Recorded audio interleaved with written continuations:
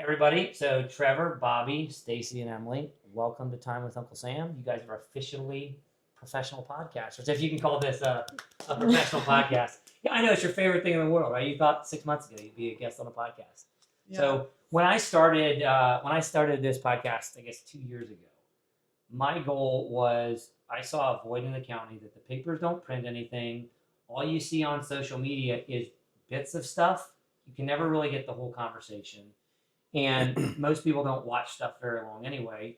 And there wasn't really a platform. And people, when you went down to county government, people at county government, my perspective, didn't really hear people out. And the 3 minutes of public comment that you got after a commissioner meeting was hardly enough to even scratch the surface of any serious problem that you might have. And so you go through the Constitution, you get the First Amendment. Everybody knows what the Second Amendment is, but the First Amendment talks about freedom of speech, freedom of religion, the right to peaceably assemble, the right to redress your government for grievances, and freedom of the press. And so this platform, podcasting, as legacy media kind of goes away, has kind of become a free, cheap way for anybody to have their own printing press and to kind of unpack some issues. And so I just wanted to get a chance to, Bobby, I know I interviewed you like a month ago with the Stop Solar discussion here for the Stop Solar Farm for Dearborn County. And we had talked about the past, how you've gotten here, etc. And got a lot of good feedback from that. People appreciated that. And so I just wanted to have this continued conversation about where things are at now, where things are going, what are some of the other concerns.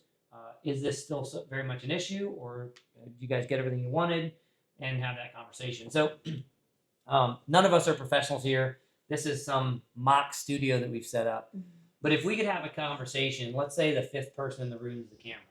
The sixth person in the room is the camera. There we go. I was homeschooled. So if I can't count, that's somebody else's problem. But the sixth person in the room could be the 5,000 people who are coming out to vote, or 5,000 people who are in another county who want to know, how do we fight something like this? Or how do you guys fight something like this?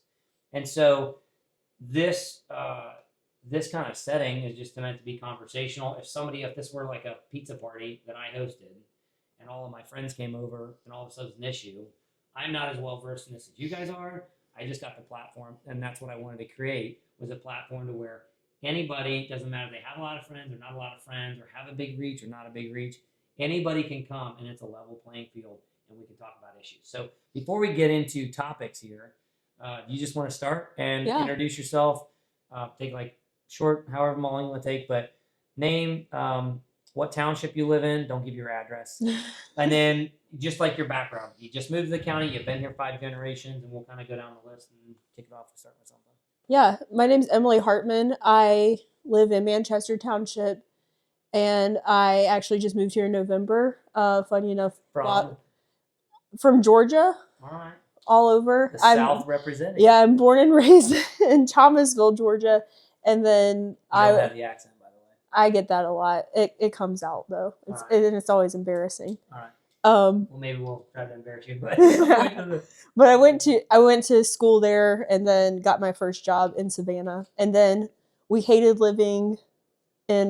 We lived in a subdivision on quarter-acre lots, and I didn't grow up that way, so you don't like high-density housing, huh? I like to be able to throw a baseball and not hit someone. All right. So yeah. So you moved to Dearborn County when? Officially in November. Okay. But I was living in Ripley County over the summer while our house was being built. Gotcha. So I was getting accustomed to the area prior to that. Okay. For the last 6 months or so. Within the last year. Yeah. Okay. Yeah. And my husband is from up here. So it's not totally random, but we did have a choice to choose anywhere in the country. And here we are. So Southeast Indiana has a special place. Yeah. Trevor, what about you? So Trevor Bischoff, born here, lack of a better term, I guess. Not exactly here. But live in Jackson Township, 6th generation resident of Dearborn County, particularly the St. Leon area. All right, good. Running for county council. Yep. You are not a part of the Stop Solar group, but you got here because you've been a big help and a resource to Bobby. Is that right? Correct. I believe Bobby went to the Dillsboro TIF meeting on the redevelopment board, liked what I had to say.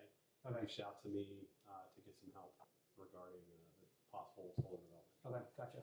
Bobby? Yeah, Bobby Rowan, Manchester Township, lived in Dearborn County for 24 years, thereabouts. Kind of similar position, the young family. We could have moved, could have picked anywhere in the country to move to, and we went to put our roots down in Dearborn County because we thought it was the best place probably in the world to live, raise a family. There's no place like the Midwest for your family. Yep. So just wanted to. I mean, you didn't like New York or LA? It wasn't really calling to me. You I lived in knew. New York and LA? No. Oh, I was gonna say No, I'm just saying, like, Yeah. those are places you could go. fancy. No, just liked it $5 here. Benning Road over there. I mean, we definitely considered other places, but we knew we were serious about starting a family. And when you start to prioritize your life like that, you really look at what's important. And the community that we have in Dearborn County, I think is unique. I mean, there's communities throughout the country, the world, but there's I would say a unique culture specifically here in Dearborn County. I mean, 6th generation, and we seem to have a special like autonomy here. Yeah. That was super attractive for starting a family. Independence. Yep. A bubble. Mhm. Everybody always says, like, well, you don't want to raise your kids sheltered. You don't want to be sheltered. The more Well, the crazy thing world is- gets, the more sheltered I want to be. Well, Like, and God, you're not they can keep their sheltered crap here. elsewhere. You know, they can grow up in Dearborn County, and what other would consider sheltered is the normative here. Yeah. You know, we have larger families. We're pro-life. We're Christian. It's not that we are sheltering them. You leave your door and you see people going to church. You're friendly with your neighbors. You actually have relationships with your Right. neighbor. It's not a sheltered community. It's what we actually are comprised of. Right. It's our character. All right. Stacy? My name's Stacy Craig, and I've lived in Manchester, raised in Manchester. I live like a mile down the road from the house I grew up in. My mom lives next door to me. My son lives across the road. My brother lives just down the road. So yeah, You had probably the deepest roots out of I got some here in- deep in- roots. in I used to Manchester. trick or treat on 48. Oh wow. Believe that? Yeah. Believe that No or not. sidewalks. But it was a totally different time. Everybody trick or treated up and down 48. What was it? So how many generations back do you go here in Manchester? Well, my parents moved here from Milan, so All right, so Southeast Indiana. yeah. Born and raised. Okay. So if we kind of get into the topic of things, for somebody who is brand new to this conversation, maybe they never saw the podcast that Bobby did, or they heard about, there's 600 people at the Plan Commission meeting in South Dearborn, and they're seeing these stop solar signs. I think I had a phone call around that time. Hey Sam, what's up with all these stop solar signs? Because they were in front of my shop, and a customer called me. And so they have seen the signs. They didn't know what was going on. They weren't on social media, or they just weren't seeing something. So for somebody who's maybe not aware, 5 minutes, and I don't care who brings it up to speed, but what's kind of the journey of this started in December, January timeframe to the moratorium, getting the moratorium. I don't know which one of you three wants to take that. Yeah, so it started in December when we became aware of a potential solar development. It was all three of you. Did you know each other before this? It or was no? especially Bobby that became aware. Yeah. Bobby called me. I didn't know Bobby before this. Yeah, I How did you guys connect then? He called me asking about property values because I'm a realtor. mhm. And You didn't know her before that though? She sold my mom's I told- house, yeah, but I didn't wasn't. realize Yeah, that either. you Yeah, I sold my sold mom's someone's house, and you helped my brother before I Yeah. joined the business with him on a house in Hidden Valley, but never made the connection until after the fact. Yeah. I knew Emily, best friends with her husband, but it was one Okay, of those gotcha. things. Yes, my husband So told you me. married into this problem. Yes, kindly. Well, you but moved back here to just put in it the into nick of time. perspective, my husband's very nonchalant, and I was super sick at the time, bedridden, and my husband comes home just nonchalantly. Oh yeah, I think there's like a solar development or something going in, and I like sit up, like it brought me to life, and he's just like, That's how I felt. mean, When I you don't- told me, I was like, what?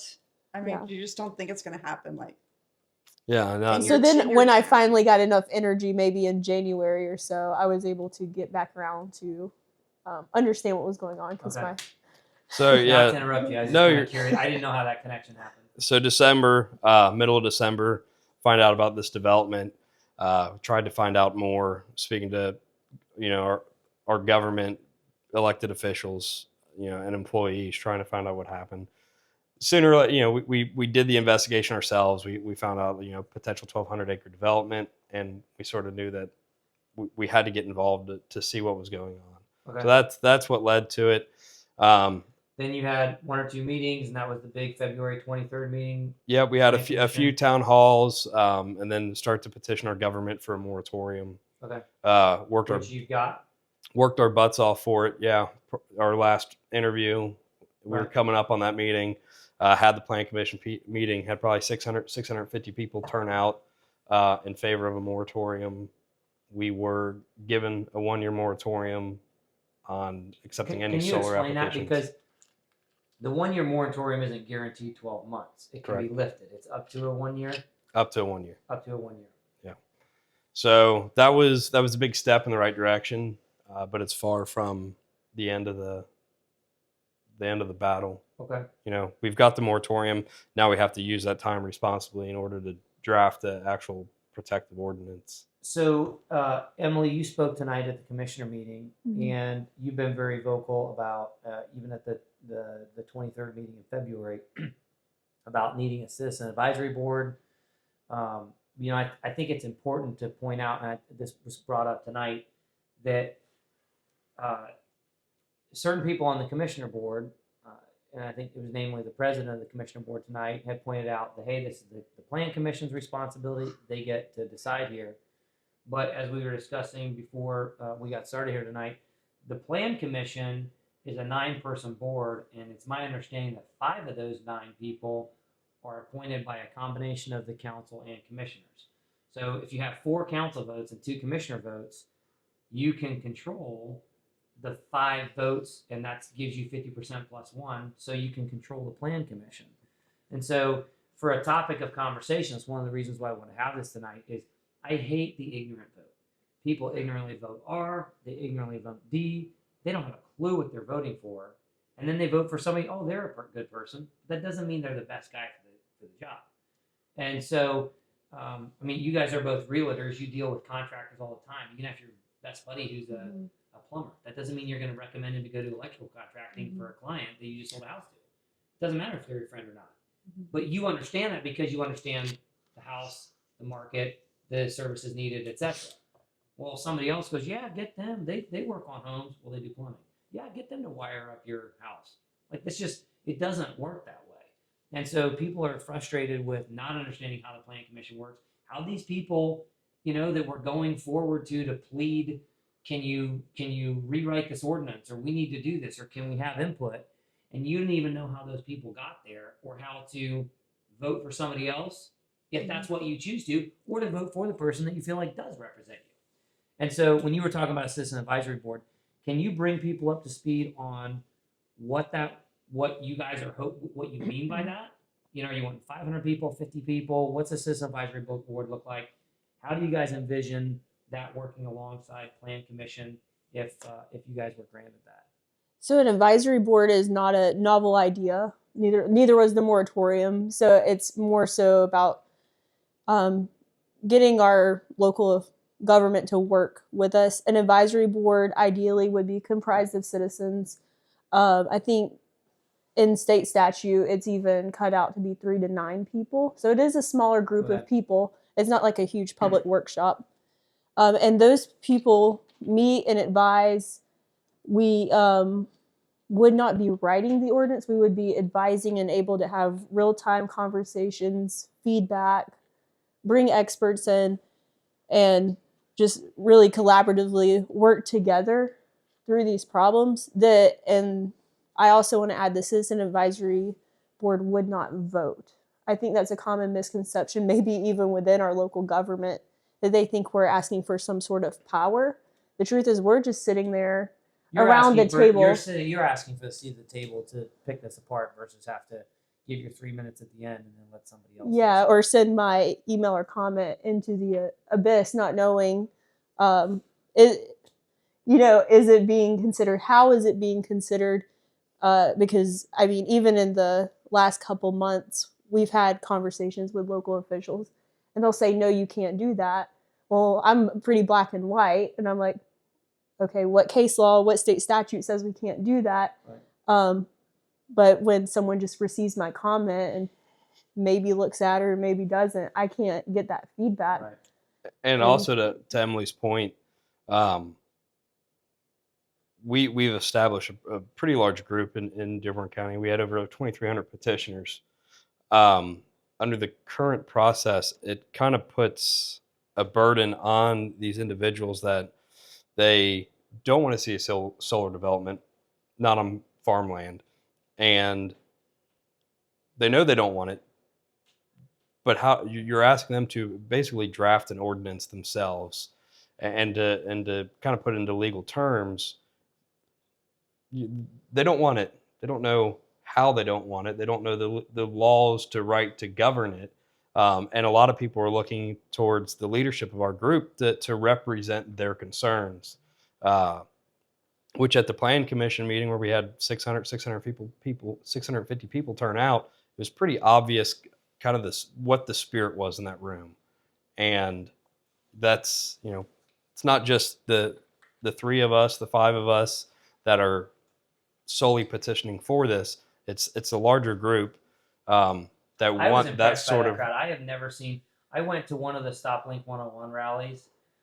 It was, I think they had a rally in Aurora at Gabbard Park 2 or 3 weeks, 4 weeks after I ran for Senate in 2023. And I heard of some other events there. I personally have never seen a turnout of that engagement anywhere in Dearborn County. Have you ever seen something that size? You were there. I have never seen, what this group has been able to accomplish in terms of just organizing people together to petition the government is just astounding to me. I've never seen this kind of turnout. So let's get into, the topic at that event. There were probably 6 people or so that came up and spoke in favor of a solar farm development in Manchester.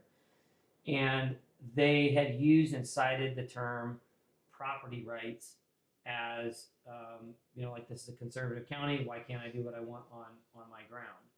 And that sounds, that's a legitimate question to ask. Mhm. That's a fair question to ask.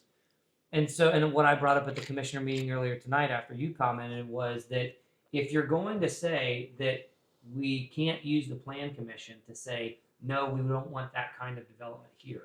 We don't want a recycling plant here. We don't want a trash here. We don't want a manure manufacturing facility right here. Like, you get a chance to say where in the county stuff's going to go. You're going to have a commercial industrial zone. You're going to have an ag zone. You're going to have an ag homestead. You're going to have a place where you've got condos. Like, we have a place in Dearborn County where we have condos. And so you get into this conversation where you're going to talk about property rights, and most people, 89% Republican County, most people are like, hoorah, tell the government to screw off. They're not telling me what to do on my land. Like, you talked about our deep culture. It's kind of a part of your Mhm. culture. My land, my guns. If you disagree with it, I'll shoot you and I'll bury you on my land.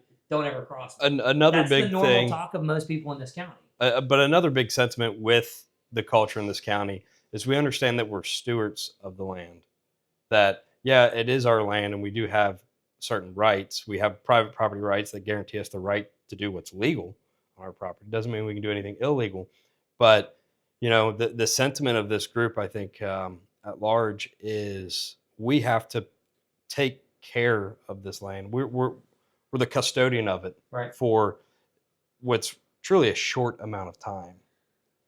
And what I pointed out at the commissioner meeting was that if we can have a Plan Commission and decide where that stuff goes, then you have a right for the people who elect to have controlling interest of that Plan Commission. So to my point, or to Trevor's point, when you have 600 people and that's the biggest amount of show of interest and concern, that's a big problem.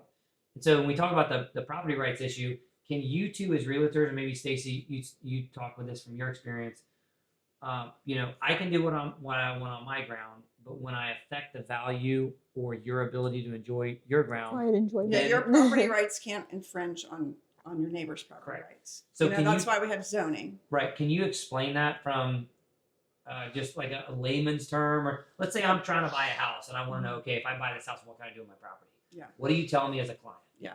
If you buy your house and you're on agricultural property, when you buy in that area and everything around you is agricultural and you're agricultural, the last thing that you expect is that you're going to have some kind of industrial, project pop up next door. you know, 5 or 10 years down the road, how can you invest in that property? How can you make improvements, you know, invest your money in it? And then 5 years down the road, someone can put, you know, it's a factory next door. That's just not how it works. That's not how property rights are. You know, one person's property rights, you know, it's a community. You can't infringe on your neighbors.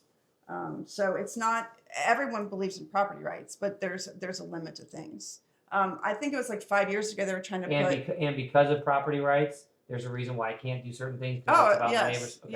Yeah, because you know that's why things are zoned. We have industrial zoning, you know, we have commercial zoning, we have residential, we have agricultural, and you know I think it was like maybe 5 or 6 years ago. Does anybody remember them trying to put the is it crematorium where they burn the bodies? Remember when they were trying to do that in Lawrenceburg? And I mean everyone was, I have no you know, idea. they were trying to Trevor, do do it you right. remember that? I don't. Well, they were trying to do that and it got stopped because, like, obviously some people don't want to live next to that and they didn't buy their house thinking, oh, they're going to put this, you know, they're going to burn bodies next to my house. It's just, it's like, you know, there's areas that you can do things and there's areas you can't. And I don't think any of us are totally against solar, but there has to be limits that protects everybody's rights. Right. And that's what it comes down to. Okay. And another thing that I think that we should like maybe slow down a bit on is the planning commission, how that gets appointed, because land use is going to be a huge issue for this county coming up. Like land use, it's going to be one thing after another with land use. What And do so- you mean? What other kind of topics do you think will pop up? Well, there's going to be data centers. There's going to be whatever. I mean, land use all over Indiana is going to be a big thing coming up. So people have to realize that when they're voting for somebody that they want to protect land use. If that's what their value is. If that's what their values Right. are. But it's going to be a huge thing in Dearborn County. I mean, Dearborn County will either end up like Northern Kentucky or we can keep it like it is now. I mean, Bright can either turn into Harrison or it can stay how it is now. That's what we're going to be looking at in the very near future. So it's really important to figure out, what kind of town do you want to live in, what's around you, and make sure you're voting accordingly. And I don't think people understand how important the planning commission is to that and how those people get their positions. So I Okay. think that you should explain that a little so Yeah. people understand that completely. So council is and Trevor, you're running for District 4. Correct. So council has 4 districts, and those run on non-president, or in Dearborn County, they're elected on non-presidential years, which is what we have in 2026. And in the presidential year, you have 3 at-large seats. So council is comprised of 7 people, and they control the budget for the county. So if you got a council that is going to grow the budget, your taxes are going to go And up. how many people are there's one for every district? There's 1 for every 4 districts, and then there's 3 that are at large that everybody votes on. And currently, of those 7 people, 6 of those have an R next to their name. 1 of those has a D. And so, pretty much in Dearborn County, it's whatever the Republican, whoever has an R. I mean, there's plenty of people in county government. And I don't want to get political on this. I want to talk about the issue at hand. There's plenty of people in the last 10 years that were D's, and then they just switch over and run as R's because they want to stay in county government. It's like the Republican Party. I'm a Republican. I'm a hardcore Republican. I'm more Republican than most of the people in Indianapolis. But the Republican Party in the state of Indiana has become the party of the government, not the party of the people, not the party of conviction, not the party of principles or morality or common sense. It's just become the party of the government. And that's one of the dangers with a one-party state. You know, people can hate on the 2-party system, but you know what's worse than a 2-party system? A 1-party system. And that's the thing that Indiana shares in common with Illinois and California. We're a 1-party state. And so it's just whoever controls that party, and that party is controlled by congressional districts, which are controlled by counties and county government.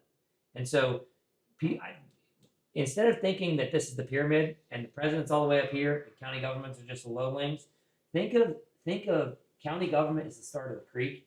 If we pollute it here and we have our sewage and everything else running into our creek, well, we might get good drinking water, but by the time it makes it down to the state, and then it makes it down to the Fed, and then it makes it down to the UN, right? Like, people are all irritated at what's going on at a federal level, and yet they don't understand the values and how important that it plays in their life, except when you have a big development or something that really touches your life. And then you get 600 people showing up at a high school auditorium like with pitchforks, because that's what people have labeled you guys as, or the Manchester Mafia, or whatever was said at a commissioner meeting recently, which I think is hilarious, by the way.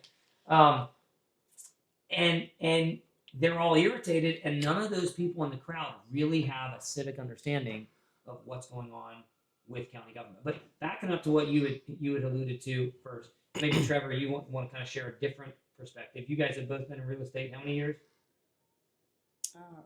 2017, I think. Okay, so 9, almost 10 8, years. 8. Same, something like 2017. Okay, so almost a decade in the industry. What are some things? She talked about property rights. Can you talk about property values? And maybe not necessarily specifically solar, but you sold in different areas of the county, different counties, right? And what are some of the things that? Can you give a couple instances of buying property, doing things in your property that can either positively or negatively affect other people's property values around you? If I'm your nephew or your little brother, how do you explain, Sam, you're going to buy a house. Here's what you need to think about property value and zoning and these other things affect that. How would you explain that Well, to I me mean, as just a client? just kind of on the most base level. Just if we have an acre of ground here, an acre of ground here, an acre of ground here, the zoning actually, if all things else the same, the zoning will actually affect the value of that property, and that has to do with scarcity, right? So if you look at a large portion of the county, it's going to be mostly agricultural or residential. And so these few pockets of commercial or industrial land will generally bring more value per acre, right? Okay. So zoning plays a big part into the value of the land, but it's a very nuanced and complicated issue that you have to kind of take everything individually because there's a lot of factors that affect it. But the zoning, What are the top 3 factors that affect that? well, condition of the property is a big thing with the value of your home. Location is the saying that's big in real estate. So where it's located, if someone has a long commute, right, they're going to want to live closer to an interstate or state highway, something like that. And then if you're looking at like a residential property, you're going to be looking at the type of house that's on it, something of that nature. If you're looking at agricultural property, you're probably going to be looking at the condition of the land, how many acres are tillable. Does this suit my needs? How productive is the land going to be? Right. So. Okay. So when we talk about, we cover property value. When people say, "Hey, you guys got your moratorium, good for you," I've had a couple of comments. People come up to me and say, "Hey, good for you," and I'm like, I didn't do anything except try and get people together, and they get all the credit. Now, I was off working on other issues, and my schedule was full. I mean, I take some phone calls to try and help you guys navigate the situation, but I really don't know much about solar. Well, Period. if it wasn't for So people like you and you said, yeah, I don't know how I can help, but here's a contact list, and same thing. I introduced myself to Trevor at that redevelopment meeting. I liked where he was coming from as far as he seemed. You didn't seem you are a kind of a slow down. Let things kind of grow organically, keeping in mind what there was probably 20 or 30 people down there that night that wanted to preserve the land as it was and not incentivize development, and you took that into consideration. So introducing myself to Trevor, and I called him when I didn't know the difference between a redevelopment board, county commissioners, planning and zoning, and where do you start when you're trying to petition your government to take you serious. At that first commissioners meeting, we had 1,300 petitioners at that time. But just not taking the credit, there are a few people that we do owe a lot of. Without your involvement, we wouldn't have come as far as quickly as we did. So I think probably most of it goes your way because I think you were way more involved than I was. People come up to me though. My point was, people come up to me and say, "Hey, congratulations, you guys got it stopped." I'm like, well, number one, congratulations goes to you 3 primarily. You've been a huge backup to them, but I'm kind of telling them, well, it's not really technically over. it's not. And then they say, well, what do you mean? I'm like, well, I don't really know how to explain it. You should probably call one of these 3 Yeah. people. So that's Yeah. why I wanted to do this sit down. Yeah, it's not Explain, over. Where are we at now? It's given us a leg to stand on to fight this thing. So fair. so we're bringing people up to speed. Like, what are the next steps for your group? what does the next 2 to 3 months look like? Or the next, I mean, you say a year. A year's a long time politically.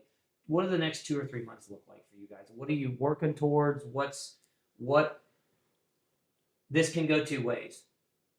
What are those two options? There's the option you want, and then where's the option that you're concerned it goes? Can you guys articulate that? So I would say back in January, we knew what had to be done. We knew we had to get a moratorium and we had to get a protective ordinance in place long term.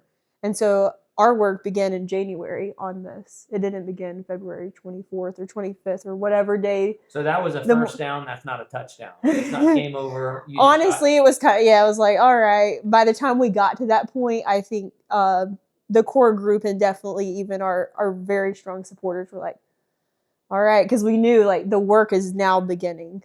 You Okay. know, now we can just take a breath and know an application's not going to come through, right. but the work's just now beginning. So it's kind of like, all right, waking up Monday morning kind of feeling. It wasn't a Friday night celebration. Yeah. Yeah, the thing that was absent on the 24th was a celebration, because I think the reality of the work that was cut out, that's going to be cut out for us, is it's still big, because it can go one of two ways. We can move forward with a protective ordinance, or we could let this opportunity slip and wind up in the same boat with an ordinance that is not representative of the will of the people.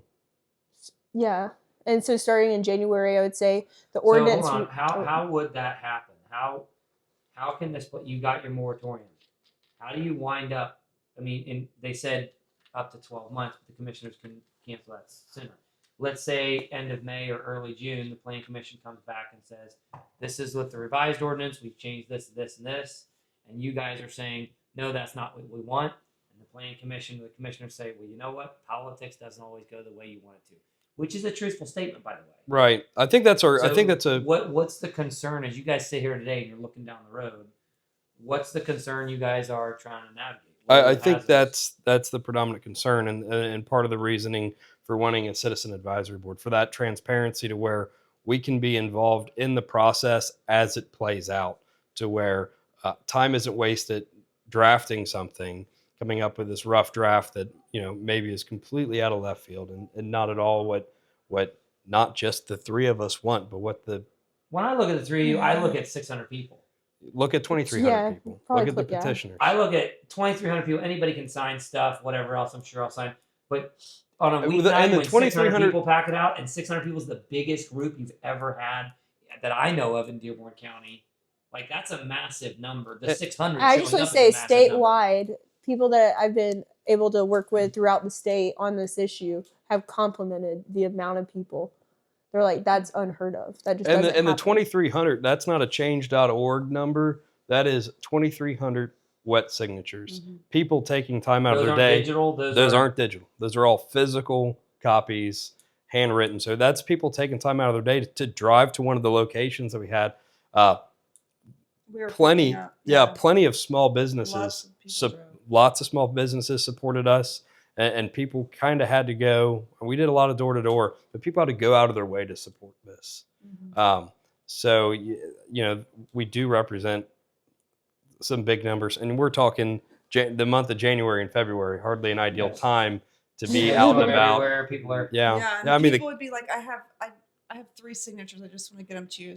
Like, for 3 signatures, and they're driving across the county, and it's snowing outside just to make sure that they got their 3 Wow. signatures in. It was really awesome. Everyone was really great. So it's important to capture that in an ordinance, and having the transparency and working together, moving forward, not wasting time, not waiting to see what happens and what these people can come up with. Again, we can submit an email, but it's a lot different when you actually have the conversation with the person and you can actually truly hear their concerns rather than just fill an inbox with, what would otherwise probably seem redundant. Oh, these people are saying the same thing. Well, it's because we all want the same thing. And it Or just because- let or us because you've sit got down somebody and who have a creates 50 conversation 50 with them. emails using AI and sends 2,700 emails. Right. Like, you don't have a physical person. And so what I'm getting at is when I say we started this process in January, we had town halls, we opened dialogue where the county was still, I think, partially denying that Linnea Energy was active in the area. We were already having Did an they open. tell you that, by the way, in at the January 6th meeting that there was? Did they? I was not We there. I had haven't deeds watched by the then, commission I meeting. believe. What's that? We I- did have some. We had pulled the deeds. Yeah, some The lease recorded deeds, yeah, And we had leases. recorded the leases, website so- screenshot. Yeah, Yeah. the developer screenshot or a But they had screenshot of their said they website. didn't have any idea of it. Yeah, there That was their no. words. They didn't have any idea. Or they weren't aware of think- anything. I or- think they were referring to any applications. Yep. Like, They were very specific that they had not received any applications. and that's why they weren't gonna. And well, that's like the formal notice kind of provided. to yeah, as far as that the they're- county is concerned, a formal application. There was no formal application. But they worded it as in they're not doing business here. But we had a 20-foot wide by 2,000-foot road that was put in. So formally, no application. Physically, essentially site development. Yeah. And I think that goes to show, at least from my perspective, how important having citizens actively engaged in politics and government is. Because even the best governments, like you said, the Planning Commission, and even you count every employee down at Dearborn County, that there's just no way they can keep track of everything that happens in the county because statutes and ordinances only require notification at this point. Right. Well, government, when you look at the spirit of the Constitution and our founders, government was not supposed to be the committee of they down at the courthouse. Government is of the people, for the people, by the people.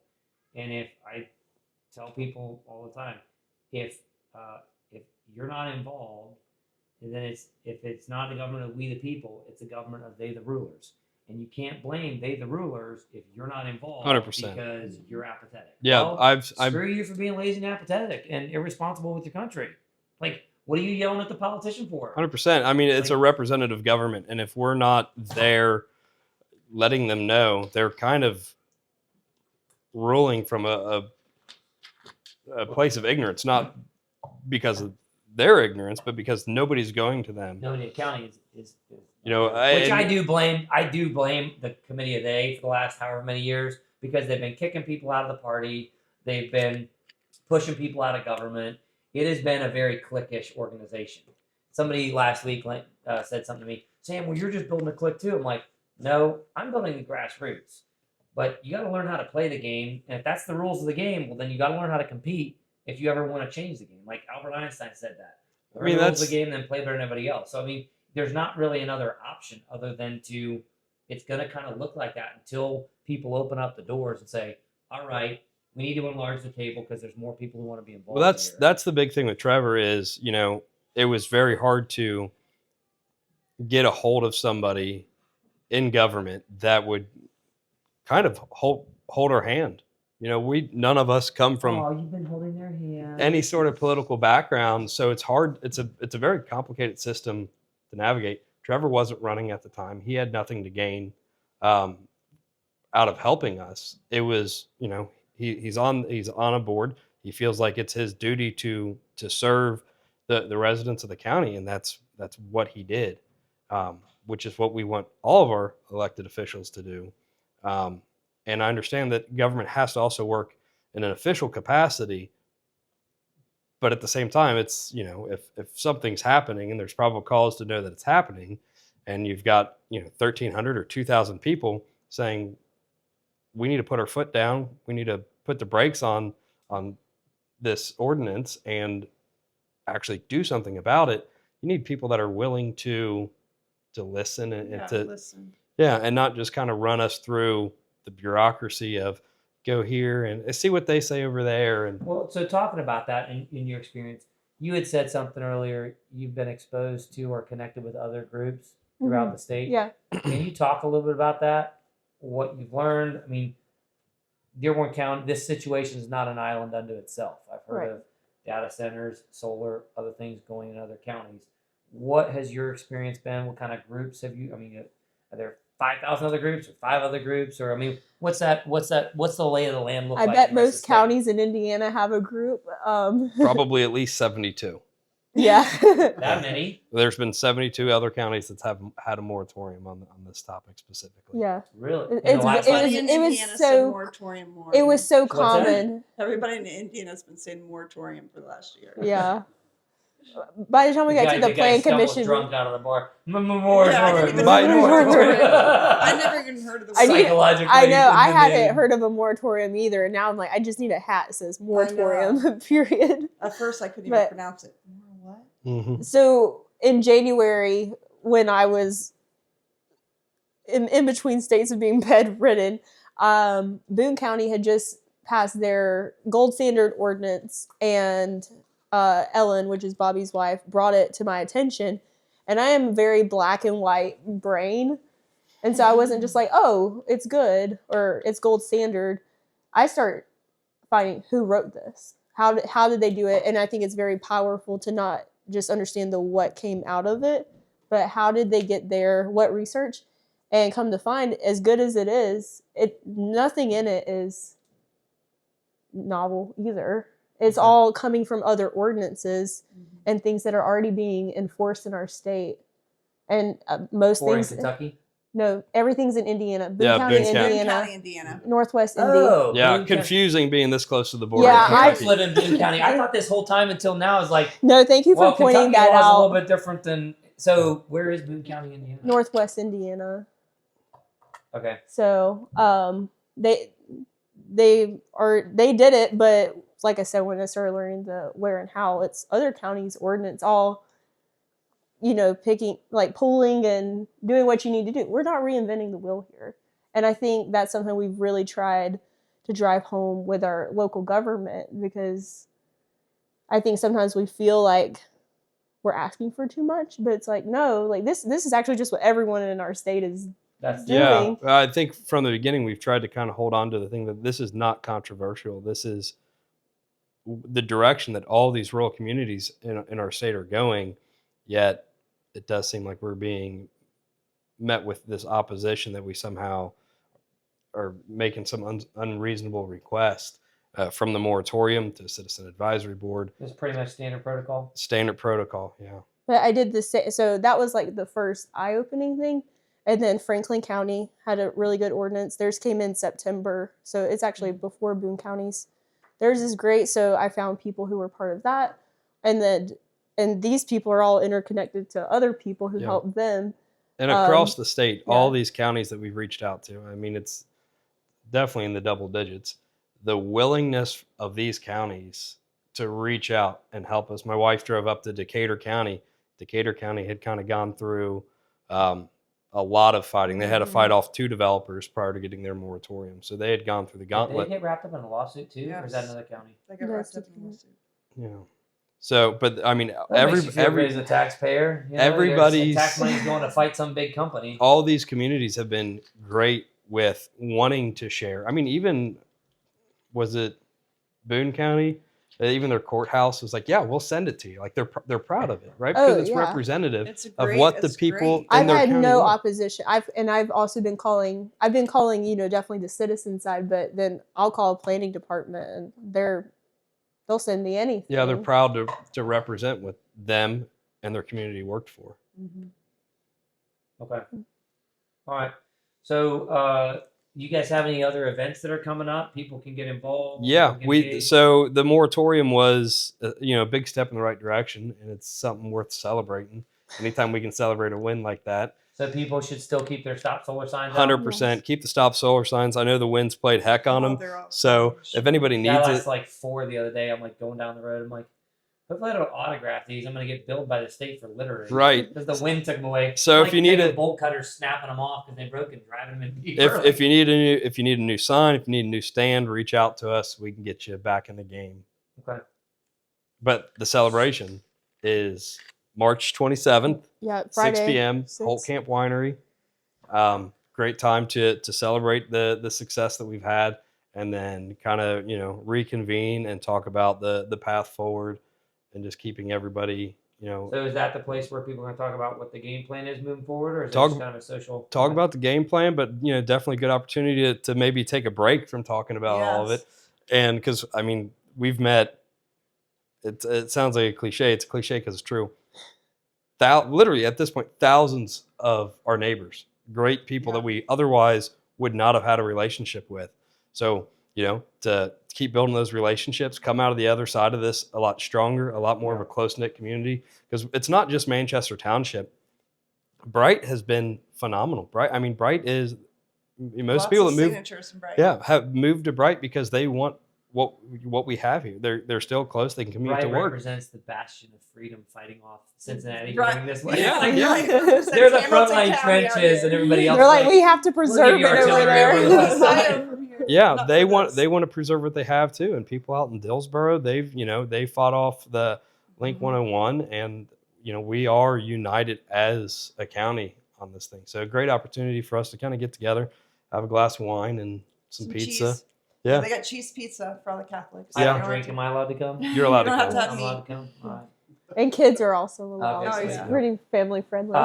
3 minutes. What's the game plan going for me? What is it that you guys are trying to push for? Man, I saw you guys speak at the meeting tonight. What is if this is We're your doing some your fundraisers your first down and you're running the ball again? What's the next step in this that you guys are hoping to achieve? I think Dearborn County is the pride of the Southeast. We're the best county. He's We speaking have my a, language. we have we have a I didn't stellar even tell him to say that. we have a stellar reputation. Let's make sure that we uphold that. Boone County has the gold standard Yeah, we as wanna far as redo a it. solar ordinance right now. And I've been personally challenged to best them. Yeah. Yeah, By- let's- by- Dearborn County, we need we need to be the gold standard. Let's So be the in best 3 minutes, everywhere. like, what is the gold standard? Can you explain that real quick? And Diamond, congratulations. You made it on the podcast. buddy. Yeah. The gold standard is where the public safety, health, and well-being is considered for everyone. Can you explain that in a couple minutes? Yeah. Okay. Yes. So the adverse effects of solar that we're concerned about, there's not a single one that can't be mitigated with an ordinance or a provision. Increased setbacks. That's the first thing that helps with the eyesore of it, but also that Noise puts the sound pollution, further yeah. away. So setbacks are great.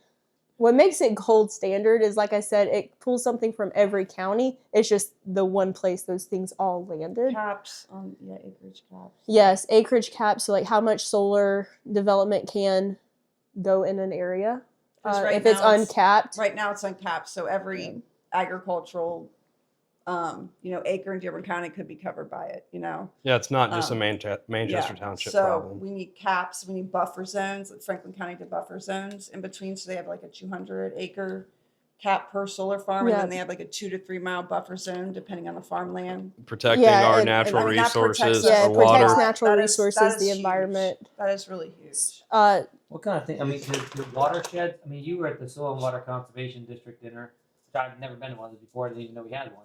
It's a really awesome dinner. But you got soil and water, you got watersheds, you got other things. Are those a big concern, or do they tie into this gold standard ordinance, or is that a whole separate different Yeah, topic? watersheds, I'm not a watershed. wells, Okay. Yeah. everything.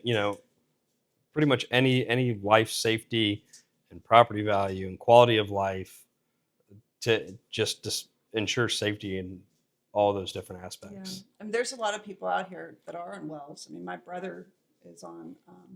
We want to make the ordinance, So we need to make sure that the wells are tested. We need to make sure people are safe. make an ordinance that protects Dearborn County first and not the developer. Yes. Pro citizen, not pro developer. So I think something that I'm curious about, the way our current ordinance is written, it allows for variation or something like that to go on agricultural land. Yes. Conditional use. Conditional use, that's what I was looking for. Is that something going forward with your ordinance it's an industrial scale power generation. Yeah. Doesn't really make sense to go on ag ground. Is that something we're looking, we cannot get a conditional use on? That is like my top 3 things that I would like to see change is the application process. Right now it's a conditional use permit. So all that has to happen is you get through a BZA meeting and the neighbors get a 15-day heads up. Hey, there's a BZA meeting. And then, they can get approval then, and then they just go into site plan review type. It's the same process that, I would have to go through to put a farm stand or something on my property. Right. It seems like it's almost like an abuse Yes. of a conditional use. So a more appropriate process would require a rezone type thing, whether that's a overlay district for energy or a light or industrial use or whatever, more of a rezone. which would have to go through the Plan Commission and the county commissioners, and we would have a public hearing, right? And then I would like to see a bit more stringent development plan approval process ahead of the site plan approval, and making sure that the things required for the development and site plan are more mimicked early on, because how can we as a community reasonably approve a project or reject a project without really knowing what it looks like? You know what I mean? So I Yeah. would like to see more stringent requirements, and if a developer submits an incomplete application, it should be rejected. So we avoid the county avoids putting themselves in a bad situation for a lawsuit, right? All right. Sweet. Any other topics before we close it down? My last question is: are you guys open to do this again if this topic comes up, as it what do you call it, evolves? Is that what it is? Absolutely. As this goes through, just to kind of keep people informed. So I was at one of the meetings recently. I said, well, Facebook and social media, there's a lot of misinformation out there. I think misinformation has been way overused, and it almost says, well, if you heard something, it's wrong. And then people kind of tune out and stop conversating because they go, well, I know what I heard was true, and it probably was. But I would say there's a lot of partial information out there. Right. And so if people aren't getting the full picture, they think, well, this side's bad or this side's bad. And when there's not a sit down like this, I think things can, there can be a lot of time and energy and turmoil over he said, she said, my side, their side, versus actually productive conversation to solve this problem, move it forward, and make sure that we've got a plan to where people go to bed at night and they start their New Year's resolution thinking about things they want to do for their family, not wondering, am I gonna have to fight another grassroots, development or something else going? And I don't think that was any of you guys' New Year's resolutions on December. No. I was December just trying to 21st. survive. So, any other topics we want to cover? Yeah, just one. This is kind of like my personal goal with the whole thing is I want to see more people involved in government, right? And whether that's you're just showing up to more of the commissioner or council meetings, just take an active role in learning how your government works, or even just run for an office. Worst that happens, you lose. So. It's true. And I lost 6. Or you can get thrown off the ballot too, which I officially did this last week. So, anyway, perfect. Well, thanks guys for coming on and doing thanks. this. I think Thank it's you. really important to be a part of our community, and we'll look forward to doing more of this in the future. Thank you, Steve. Thanks. Thank you. Thanks. All right. That was an awkward silence. We'll put that